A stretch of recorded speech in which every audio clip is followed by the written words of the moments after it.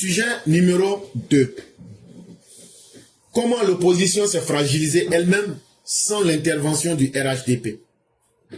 Vous savez, notre opposition là, eux-mêmes ils ne savent pas que c'est eux-mêmes qui sont leurs propres sorciers. À moins de 100 jours de l'élection présidentielle de 2025, le RHDP n'a nul eu besoin de recourir à des infiltrations ou à des supposées traites pour affaiblir l'opposition. Celle-ci s'est en grande partie désorganisée par ses propres divisions internes, ses rivalités de leadership et ses querelles de stratégie. Dans moins de 100 jours, on va aller aux élections. Voilà des opposants qui pensent qu'ils peuvent prendre le pouvoir pour diriger les Ivoiriens. Mais eux-mêmes là, ils sont divisés entre eux là-bas. Eux-mêmes là, il y a des rivalités entre eux là-bas. Tout le monde veut être chef. Personne ne veut être en bas. Chacun a sa propre stratégie. Chacun a son propre plan. Donc quand c'est comme ça là, le RHDP n'a pas besoin de leur envoyer des traites ou même d'envoyer des infiltrés. Eux-mêmes ils sont tombés comme des fruits pourris. Et ça, il faut qu'on vous prenne des exemples pour que vous compreniez. Regardez le PPACI et le CAPCI. Des mouvements qui sont nés il n'y a pas si longtemps. Mais dès qu'ils sont nés, ils sont divisés. Prenons un premier cas, le cas du PPACI et du CAPCI. Ce bloc s'est fragilisé dès son départ avec des tensions internes. Je parle bien du CAPCI. Le clan des Nadi, ce qu'ils appellent les nadistes. J'avais déjà fait une émission sur ça, où j'avais parlé du parti des poulets, le parti des frustrés, et puis le clan des nadistes. Donc n'oubliez pas ces cours-là. Parce que, au fur et à mesure que nous avançons, chaque parti essaie de fragiliser l'autre. Vous avez vu, j'ai dit PPACI, CAPCI. Quand ils étaient, PPACI, ils étaient déjà divisés en 3 groupes. Il y a les nadistes, c'est eux qui sont les plus forts. Il y a les poulets, eux, ils sont là, le parti des poulets. Ça, eux, on les maltraite, quoi. Donc, eux, ils se sont dit que eux, on les maltraite comme des poulets, donc on les appelle les poulets. Et puis, il y a les frustrés qui sont aux aguets. Donc, quand ils ont créé leur CAPC, là, et puis ils disent que tous les opposants se sont mis ensemble, là. C'est le groupe de Nadi, les nadistes, là. Et ils disent que eux vont jamais accepter que le PPACI n'a qu'à s'ajouter à Simone Babo. Et puis à Blé Goudé. C'est à cause de ça, le PPACI n'est pas allé dans CAPCI, là. Cap pour l'alternance pacifique, là. Si tu as vu que PPACI n'est pas rentré dedans, là, c'est pas à cause de Babo, hein. C'est à cause de Nadi, le clan de Nadi là. Et ils disent là, nous on ne peut pas accepter, nous on va aller dans un parti, et Simone est là-bas, et puis Cheikh Blé Goudé sont là-bas, ça là, nous on ne va pas accepter ça. C'est à cause de ça, ils ne sont pas partis. Donc, ça a été fait sciemment, dès le départ, quand le Cap naît là, ils ont affaibli, le CAPCI est né comme une montagne qui a accouché d'une souris. Et donc, quand les gens du PDCI ont vu ça, ils disent, ah, mais si le PPACI n'est pas dedans là, c'est qu'il y a un problème. C'est que c'est le PDCI seul qui sera le parti sérieux dans cette réforme. Et donc, automatiquement, il y a certains piliers du PDCI qui ont fait volte-face. Qui disent, non, on ne peut pas rentrer dans un mouvement où c'est nous on va utiliser. Où c'est le PDCI on va utiliser. Eux ils disent, nous on n'est pas dedans. Donc c'est c'est Chakadian seul qui est dans CAPCI là. Avec Simone, avec Blé Goudé. Donc, CAPCI est né comme un avorton en fin de vie. Mais la suite, on la connaît. Pendant que le PDCI et le CAPCI sont en train de perdre de la vitesse, c'est ce qui a obligé le CAPCI à envoyer des messages au RHDP. Et surtout, lorsque Tidiane Thiam allait signer un deal avec Babo pour dire que lui s'entendait avec Babo, les gens du CAPCI disent, ah, donc c'est comme ça. Ah, donc c'est comme ça. Donc vous êtes sortis de notre dos. Donc comme c'est comme ça là, nous on va aller faire coco chez les gens du RHDP. Pour que on va voir si on peut rester avec eux là-bas. Donc, on est ensemble, mais vous faites un front commun sous fond de trahison afin de saboter CAPCI. Et donc, si vous avez bien remarqué, vous avez vu que le PDCI n'était pas à la rencontre avec le RHDP. Dans leur CAPCI, là, le PDCI n'était pas là-bas. Parce que maintenant, là, le CAPCI se rend compte que Tidjane Thiam les a trahis. Et que Tidjane Thiam veut les utiliser de façon stratégique pour gagner sur deux fronts. Quand il veut gagner avec CAPCI, il veut gagner avec PPACI. Dans la tête de PDCI, eux pensent que si ils sont des deux côtés, ils vont profiter des deux côtés.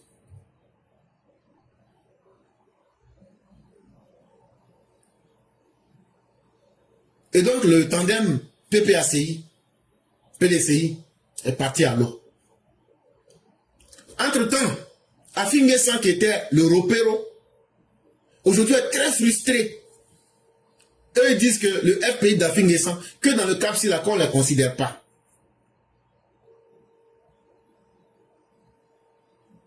Qu'on ne les considère pas. Et comme c'est comme ça, là, eux aussi sont énervés. Afi N'Guessan dit que si Gbagbo veut se rapprocher de lui, là, que lui, il est prêt à aller vers Gbagbo. C'est pourquoi le FPI a refusé de venir à la réunion CAPCI RHDP. Et ils ont ajouté dessus qu'à partir de maintenant, là, qu'ils ne sont plus membres du CAPCI, FPI, Afi N'Guessan là. Et puis qu'ils ne sont même plus dans le front commun là encore. Que eux, ils attendent maintenant, Gbagbo n'a qu'à les appeler, ils vont voir comment ils vont aller derrière Gbagbo. On est resté dans ça, on pensait que c'est gâté. Vous, c'est le cas Awadon Melo qui vient. Quand le cas Awadon Melo est venu, le 29 juin 2025, Awadon Melo est parti, il a rencontré Gbagbo. Il a remis une lettre à Gbagbo. Il a remis la lettre là, que vous avez vu là. Il a remis la lettre là à Gbagbo. Quand il a remis la lettre à Gbagbo là, Gbagbo a lu la lettre là. Quand Gbagbo a lu la lettre là, il dit non, que lui il va aller se reposer un peu. Il dit non, il va aller se reposer un peu. Quand il allait maintenant là, c'est là maintenant ces repères ont pris la lettre là. Quand ils ont vu la lettre là, ils disent, hein? Awadon Melo, c'est ce que toi tu veux nous faire maintenant. Qu'est-ce qu'ils ont fait? Ils ont fait 3 versions de cette même lettre là. Ça veut dire l'original qu'ils ont reçu là. Ils ont fait 3 autres et puis ils ont falsifié des trucs dans la lettre là. Ils ont fait sortir 3 versions de la lettre. Pour essayer de confondre les gens. Quand ça n'a pas marché maintenant, parmi eux-mêmes là-bas, là, il y a des traites qui ont fait sortir l'original. Donc, ils étaient là maintenant. C'est là, vous vous souvenez maintenant, la Troïka. Je vous ai parlé de ça la semaine passée. Les vieux, la Troïka, les Danon Djedje et autres avec Kone Katina. Et puis l'autre là, j'ai oublié son nom. Ils se sont réunis. Ils disent, ah, là où a fait l'arrivée là, c'est pas bon. Si on ne trouve pas une solution, c'est pas bon. Donc, comment on va faire? Il faut que Awadon Melo là, on va l'écarter. Mais on va l'écarter comment? Au moment où on sait que Gbagbo là, si c'était qu'il pouvait être candidat, là, on pouvait forcer. Mais là, il ne peut pas être candidat, donc on fait comment? C'est là d'autres disent, est-ce que c'est pas mieux on a qu'à essayer avec Nadi Bamba? Quand ils ont dit ça là, quand les autres ont entendu ça, regardez aujourd'hui la tension au sein du PPACI. Tous les frustrés se sont mis du côté d'Awadon Melo. Je dis, si c'est ça là seulement là, c'est mieux. C'est mieux, ils vont aller suivre Awadon Melo. Donc actuellement là, c'est la patate complètement au PPACI. Si je vous dis à l'instant, le nombre de divisions dans le PPACI, je serai là en train de vous mentir. C'est que je sais, il y a les nadistes, il y a les poulets, il y a les frustrés. Mais maintenant là, avec cette histoire d'Awadon Melo là, le plan B, le plan A de Gbagbo, ou même le plan officieux là, tout est gâté. Parce que Gbagbo pensait que c'est un de ses proches à lui, notamment Nadi Bamba, que les gens allaient prendre. Mais qu'est-ce qu'ils constatent? Les gens sont en train de contester maintenant pour dire on n'a plus besoin. D'autres même sont allés jusqu'à dire que Gbagbo les fatigue maintenant, qu'il a utilisé plusieurs générations qui sont fatiguées de lui. Ils ont dit tout ça là. Il a créé un climat délétère entre lui, entre Awadon Melo, entre le clan de Nadi et entre les militants radicaux pro-Gbagbo qu'on appelle les Goran Dussi, c'est devenu la patate actuellement. Actuellement, celui qui vous dit que ça va au sein du PPACI, il est en train de sincèrement vous mentir. Mais entre-temps, les choses ne s'arrangent pas encore pour le PDCI. Parce que Tidiane Thiam même, lui-même son comportement n'arrive pas à rassurer sa base. On ne sait pas pourquoi il en vadrouille. Quand les gens lui demandent, il dit non, c'est TikTok qui fait maintenant. Il n'a pas d'idée. Et c'est là on dit que quand tu suis quelqu'un qui n'a pas d'idéologie politique et qui n'a pas de stratégie politique, tu es en train de suivre le vide. Depuis combien de temps il est en dehors du pays? C'est comme si la Côte d'Ivoire, là, quand lui il est dedans, là, c'est comme s'il ne se sent pas à l'aise. En tout cas, il est à l'extérieur du pays et il ne participe à aucun combat. Et donc, tout récemment, ils avaient essayé de payer quelques petits bandits de la FECI en faisant croire que ce sont des éléments du PDCI pour qu'eux n'ont qu'à participer à des mouvements d'insurrection. Mais malheur pour eux, ça n'a pas marché. Il y a des éléments parmi eux-mêmes au PDCI qui ont dénoncé. Et ils ont été pris sur les faits. Tidiane Thiam, pendant longtemps, avait promis aux gens du PDCI qu'il a une influence internationale. Internationale. Et que quand lui va activer son réseau international, que non, que Emmanuel Macron est petit dedans. Après, il dit qu'il y a le pape même qui est là, que le pape est dedans, que l'ONU est dedans, que le Parlement européen est dedans. Mais tout ça là, ça s'est évanoui. Rien n'a marché. Je dis bien, rien, absolument rien n'a marché. Et les gens au PDCI aujourd'hui se disent, mais c'est la débandade. Donc tout ça là, quand les gens nous disaient que celui-là, c'est pas quelqu'un de sérieux, que c'est un menteur, un flocomane là, donc c'était vrai. Aujourd'hui, on se rend compte que il n'a aucun carnet d'adresse, il n'a aucune influence internationale, il n'a aucune capacité d'influencer sur les événements. Finalement, il est devenu TikToker et il se promène dans le quartier des PD en France là-bas. Et puis souvent, il se cache comme il a beaucoup de problèmes de justice en Suisse où il ne payait pas sa bonne. Ils ont bloqué ses 3 comptes et maintenant, ils ont pris un de ces comptes-là. Ils ont pris tout l'argent qui est dedans pour payer sa bonne. Mais il y a encore beaucoup de restants de l'argent là. Donc, il avait fui pour venir ici aux États-Unis. Je ne sais pas s'il est là ou pas. Mais voilà aujourd'hui comment l'enfant prodigue du PDCI se retrouve. Et quand les gens du PDCI lui demandent, mais tu as quel plan? Il dit qu'il n'a pas de plan. Et dans ce carnaval-là, même ses porte-paroles en fiche. Ses soutiens de premier plan, eux aujourd'hui se méfient de Tidiane Thiam. Parce que c'est quelqu'un qui n'a aucune assise, c'est quelqu'un qui n'a aucune crédibilité. Et parce qu'il leur a menti sur toute la ligne, les gens se disent aujourd'hui, celui-là, c'est mieux, on va se méfier de lui. Ses porte-parole qui était souvent la Bredoumi, lui c'est Krou, lui il est caché actuellement au Ghana. L'homme au fluo vert qui se faisait appeler Shérif Ousmane, lui il a cherché un papier d'asile politique pour venir se coucher au Canada. Donc actuellement là, le PDCI est en phase off. C'est-à-dire, ils ne vivent pas, mais ils ne sont pas encore morts. On va dire qu'ils végètent. Et donc, c'est dans ça qu'ils sont. Et puis on les regarde. Maintenant, dans tout ça, il y avait 2 figures qui disaient qu'eux, ils étaient très populaires. Assalé Timoko et puis l'ancien préfet d'Abidjan. Eux, partout où tu passes là, eux-mêmes là, c'est eux qui disaient à tout le monde, nous on est tellement populaires, les gens nous aiment. Non, nous, non. C'est pas nous on a dit que les gens ne vous aiment pas. C'est pas nous on a dit aussi que les gens vous aiment. Mais la réalité les a frappés. Quand ils ont déclaré qu'ils vont être candidats là, personne ne les a empêchés d'être candidats. C'est des Ivoiriens. Ils n'ont pas violé la loi. Ils peuvent être candidats.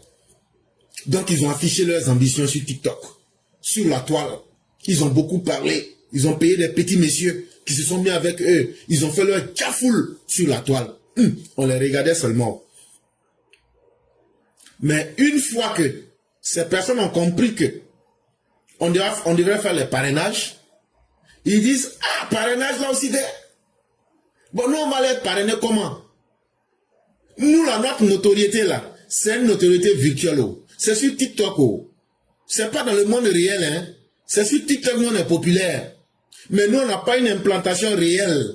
On n'a qu'à enlever parrainage là. Il y a un parmi eux-mêmes là Lui, il a demandé fils Abilillah. Ça veut dire donner au nom de Dieu. Ça veut dire au monde. Il a reçu même 2 millions de francs CFA. Pardon, 1 million. Alors qu'il a lancé des appels.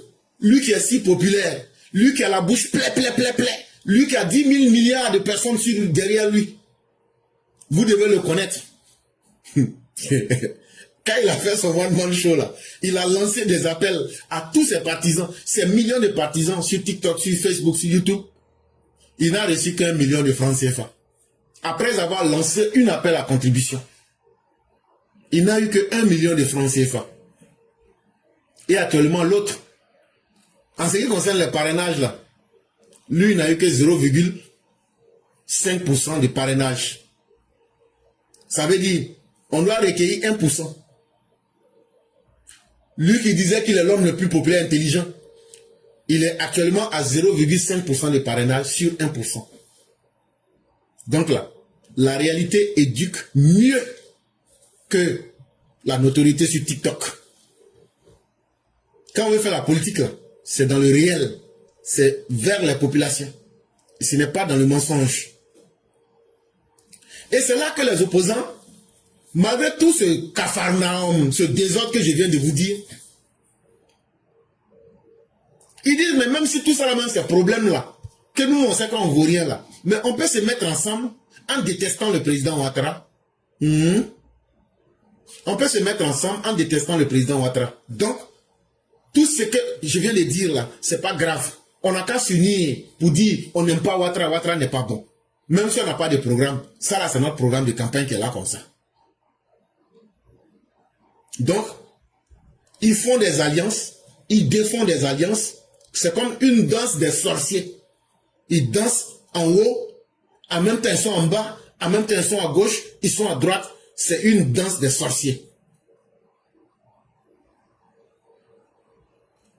Parce que le plus essentiel, quel que soit ce que les opposants feront, s'ils ne créent pas une alternative où les Ivoiriens peuvent poser des questions pour dire, dans tout ce que vous faites là-haut, dans votre projet là-haut, c'est uniquement pour détester Alassane Ouattara.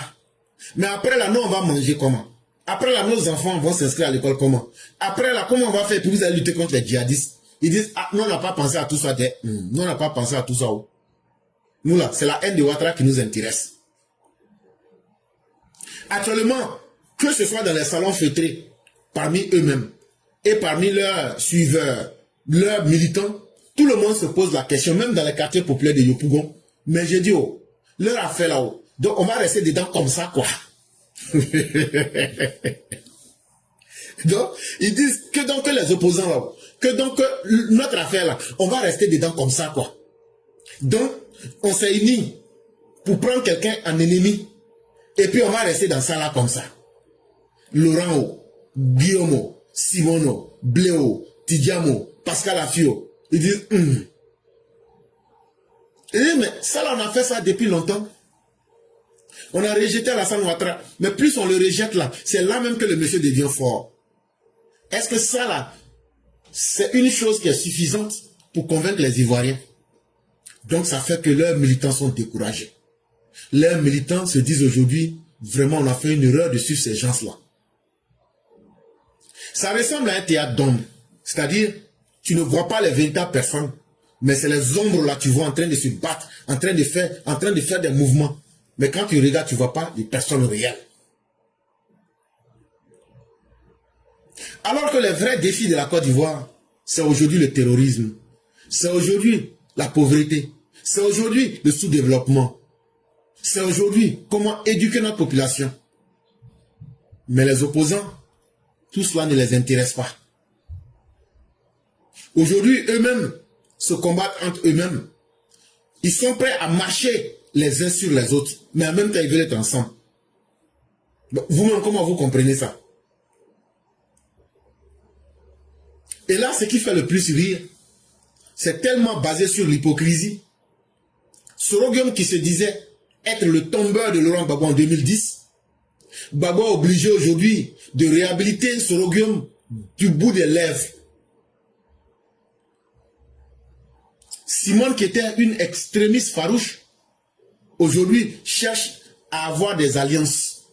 Jusqu'à même, elle demande à rencontrer le RHDP, tellement c'est gâté, tellement ils n'ont pas d'objectif.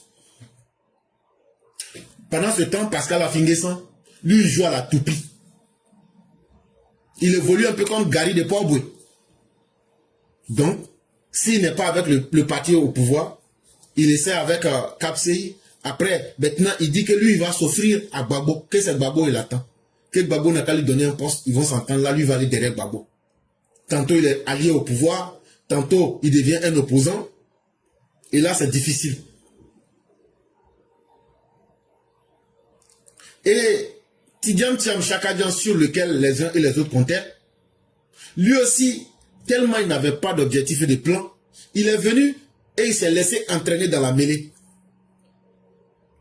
Et il n'a pas copié mieux. Il n'a fait que copier les modèles de l'échec que les opposants ont proposé depuis belle lurette. Mais lui, dans son cas, comme lui ne connaît pas le marigot politique ivoirien, lui, il est perdu dans le jeu.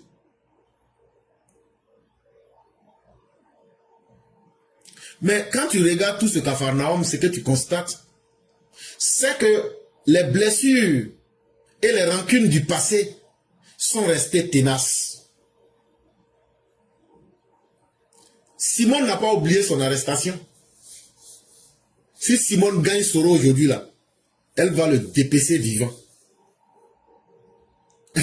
Tous les militants RDR, RHDP savent.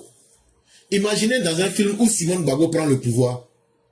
Mais elle va nous égorger, nous tous. Mais quand tu n'as pas de force, tu fais semblant. Tu fais semblant. Mais comme on dit, derrière village, il y a toujours village. Chacun sait dans quoi il est. Donc on évolue. Personne n'a expliqué quoi que ce soit à son ami. Est-ce que Charles Blé Goudé a vraiment pardonné à ceux qui l'ont laissé tomber quand il s'est retrouvé à la haie, au sein même de l'opposition là-bas? Il y a ce palabre-là qui est là aussi. Est-ce que vous êtes sûr que Soro ou même Gbagbo peuvent se tendre les mains? Alors que Gbagbo dit, c'est parce que Soro avait les armes qu'il était fort. Maintenant qu'il n'a plus les armes là, est-ce que Gbagbo ne se rapproche pas de lui pour pouvoir mieux finir avec lui? Ok. Vous-même imaginez. Soro Guillaume là, est-ce que lui va se battre pour donner le pouvoir à Tidjam Thiam? Donc quand tu imagines ce scénario, le RHDP est le parti le plus heureux, parce que eux-mêmes ils ont suffisamment de rancune, suffisamment de raisons de se combattre entre eux, au point que ce n'est plus le combat du RHDP de combattre l'opposition. Ça ne veut pas dire que nous ne restons pas vigilants, ça ne veut pas dire que nous ne sommes pas conscients de la réalité, mais ça veut dire aujourd'hui, l'opposition même tout entière, vu qu'elle n'a pas changé, nous aide en affaiblissant l'opposition. Et en créant un front commun pour dire nous sommes contre Ouattara, il réveille un vieux disque qui symbolise toute la haine et tout le désordre en Côte d'Ivoire. Et les gens se disent en bon. Donc vous êtes encore dans vos histoires de haine. Vous êtes encore dans vos histoires tumultueuses pour diviser la Côte d'Ivoire, pour être les ennemis de la réconciliation. Alors là, on a compris que c'est vous, les vrais ennemis de la Côte d'Ivoire. Parce que nos opposants pensent que c'est en étant capable de ne pas rendre compte aux Ivoiriens, en étant incapable, tu ne peux pas avoir dirigé un pays et ne pas être capable de rendre compte. Laurent Gbagbo, comme je le disais, il nous a bien dit que lorsque lui va arriver au pouvoir, chaque 6 mois, il va créer une université. Si le grand continue à arriver au pouvoir, dans les 6 mois à venir, nous jouerons immédiatement une deuxième université à Yaoundé. Et donc, ces Ivoiriens que vous avez entendu crier s'attendaient véritablement à ces universités. Mais aujourd'hui, ils ont envie de demander à Laurent Gbagbo, tu as eu 10 ans, tu as pu faire combien d'universités? Ils veulent voir, est-ce que Laurent Gbagbo a changé? Est-ce que Laurent Gbagbo sait qu'il a fait du mal aux Ivoiriens? Mais Laurent Gbagbo ne veut pas répondre à la question. Il ne veut plus répondre, il a changé le nom de son parti pour se cacher. Il ne veut plus répondre, il se cache aux Ivoiriens, il ne veut pas produire un autre programme de campagne. Et c'est comme ça tous les opposants.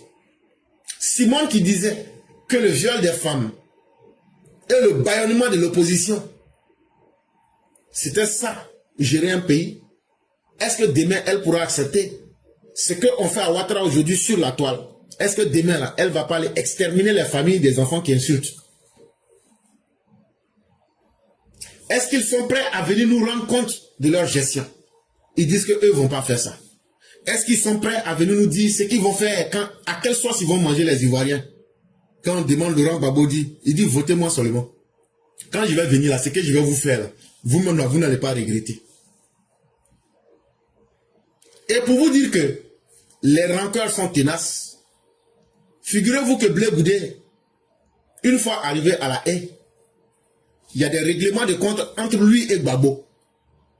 Et c'est tellement grave que même jusqu'à aujourd'hui, là, j'ai vu une vidéo où les gens ont demandé à Blé Goudé, Gbagbo, là, qu'est-ce que tu penses de lui? Dis-lui, il n'a pas envie de parler de ça.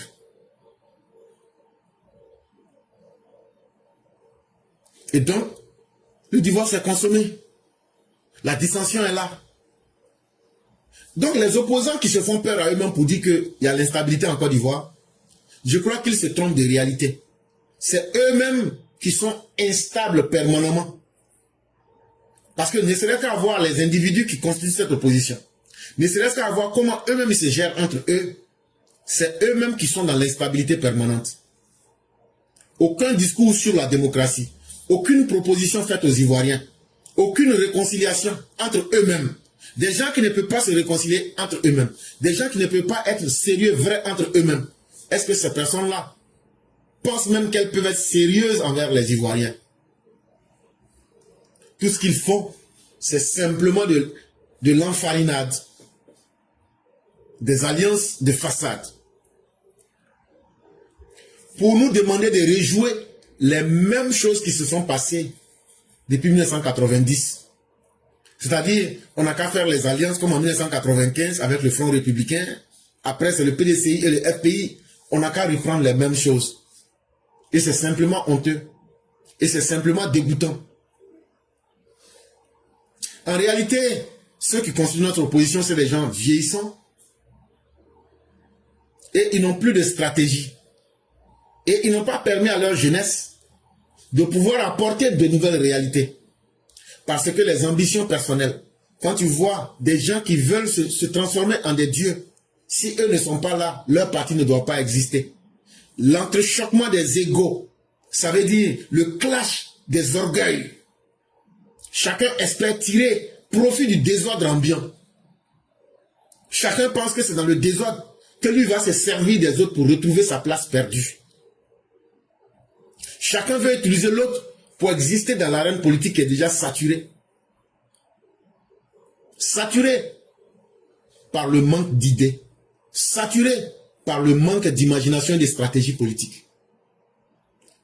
Aujourd'hui, le seul parti qui offre une alternative, c'est le RHDP. Ne serait-ce qu'à voir tout ce qui est déjà là. On n'a plus besoin encore de vous réciter tout ce qui est là, parce que ça se voit. Et ce qui est plus intéressant dans cette histoire, c'est que le président Ouattara, lui, reste discret. Et il observe. Il attend. Il regarde ces coalitions fragiles qui se font et qui se défont. Parce qu'il n'a même pas à se fatiguer. Et tout bon observateur de la politique ivoirienne sait que ces alliances-là, c'est des châteaux de paille. Parce que, basés sur des divergences idéologiques, eux-mêmes, là, ils sont plus divisés. Même étant individuels, c'est encore mieux que d'être ensemble. Ils n'ont pas laissé les rancunes personnelles les uns contre les autres. Et dans tout ça, chacun veut être le leader.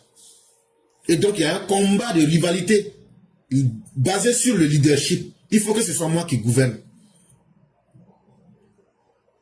Mais, le pire encore, ils n'ont même pas un vrai projet d'alternance. C'est-à-dire, eux-mêmes, là, tu prends le pouvoir, tu leur donnes là, en ce moment-là. Tu leur demandes, c'est quoi vous allez faire pour les Ivoiriens?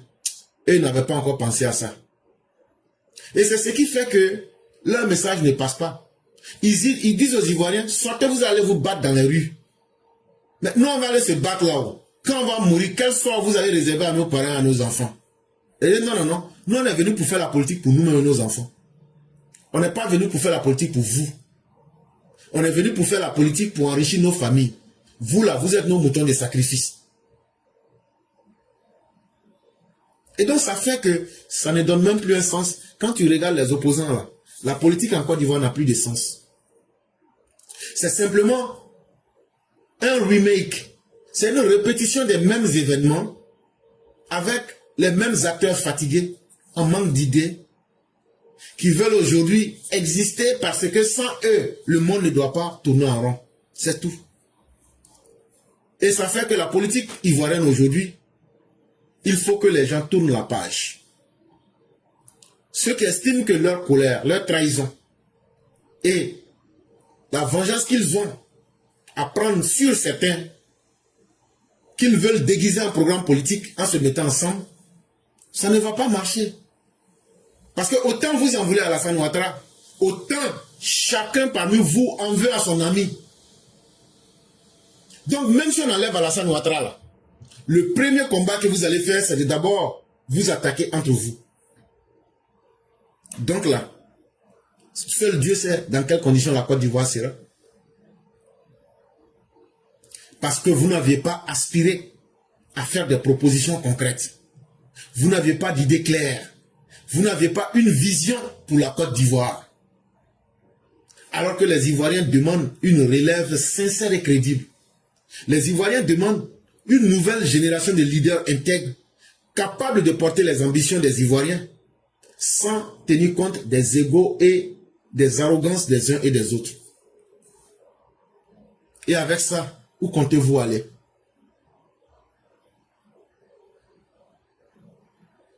En réalité, on ne peut pas faire une politique, le tout sauf Ouattara.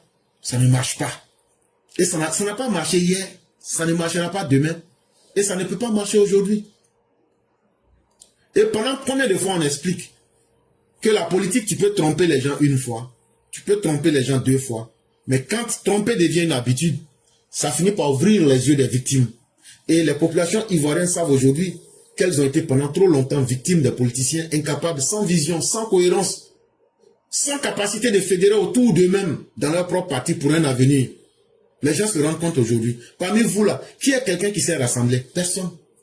Tidjane Thiam est venu, il a divisé le PDC. Gbagbo est venu, il a divisé le FPI. Après le PPACI qu'il a créé, le PPACI est divisé en 1000 morceaux. Simone, même chose. Etc. Il n'y a aucun pays dans le monde qui a été construit sur les rancunes recyclées. Le pardon, on ne peut pas ruser avec. On ne peut pas organiser une force de réconciliation. Parce que la réalité là ne s'efface pas dans les mémoires. Sans la vérité, sans justice, il ne peut pas avoir de réconciliation. Or, vous êtes les ennemis du pardon.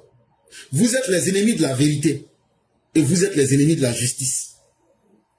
Et votre nouvelle Côte d'Ivoire que vous allez construire là, le mensonge là, quand vous allez être au pouvoir, le mensonge ne pourra pas construire le pays. Donc, au lieu de demander au président Ouattara de créer ce que vous-même vous n'êtes pas capable de faire et que vous ne voulez pas faire, trouvez le courage en vous-même d'accepter la vérité. Ayez le courage d'accepter la justice. Ayez le courage d'accepter vous-même vos propres erreurs et accepter la réalité. C'est ce qui pourra vous aider.